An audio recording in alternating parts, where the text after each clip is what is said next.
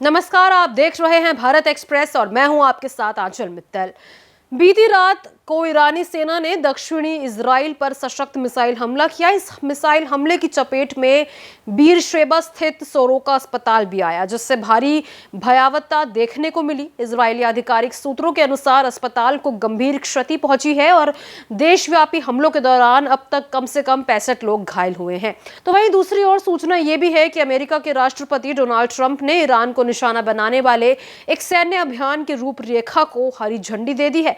हालांकि उन्होंने अब तक इस योजना को सक्रिय रूप से लागू करने का आदेश नहीं दिया है। पेंटागन और अमेरिकी रक्षा मंत्रालय की अन्य एजेंसियां फिलहाल ईरान की गतिविधियों पर लगातार करीबी नजर रखे हुए हैं।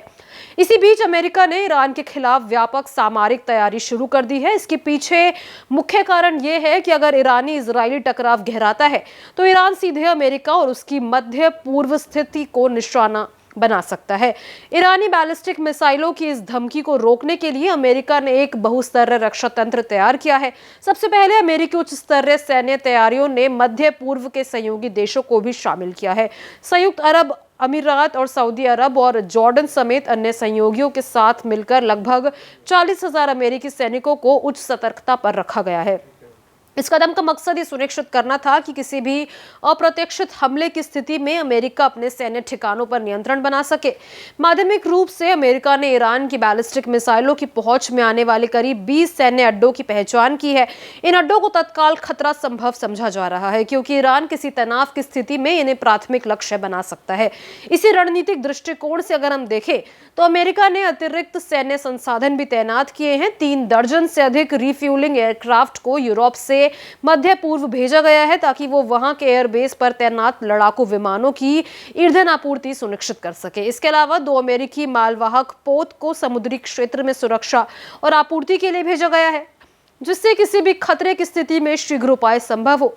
इस समय रक्षा कवरेज के पीछे एक प्रमुख चिंता यह रही है कि ईरान अगर इजराइल के साथ संघर्ष की ओर बढ़ता है तो वो अमेरिका के सीधे हितों को भी निशाना बना सकता है, विशेष रूप से सीरिया, इराक व अन्य अरब देशों में स्थित अमेरिकी मानव संसाधन व बुनियादी ढांचों को। इसलिए इन स्थानों पर अमेरिकी और सहयोगी सेनाओं ने संयुक्त रूप से सतर्कता बढ़ा दी है और जवाबी कार्रवाई के लिए तैयारियों को मजबूत किया है।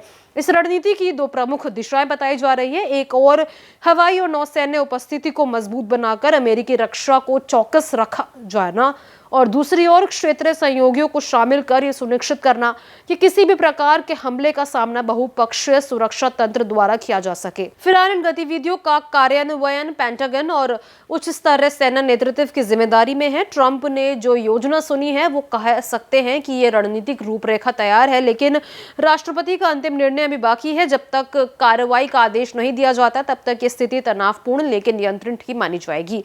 तो आखिर में ये कहा जा सकता है कि ईरान इजराइल टकराव में अब अमेरिका सक्रिय रूप से मिला हुआ है और उसने मध्य पूर्व में मौजूद अपने बेसों और सहयोगी देशों के साथ एक गहरा सामरिक घेरा बनाने की पहल की है। ताजा तरीन मिसाइल हमलों के बीच ये स्थिति बेहद पेचीदा और महत्वपूर्ण हो गई है, जहां एक और चिकित्सा बुनियादी ढांचे को भी भारी हानि उठानी पड़ी है, वहीं दूसरी ओर वैश्विक शक्तियों के बीच सैन्य संतुलन भी एक नए मोड़ पर आ गया है। इसको लेकर आपकी क्या राय है, कमेंट बॉक्स में जरूर शेयर करें।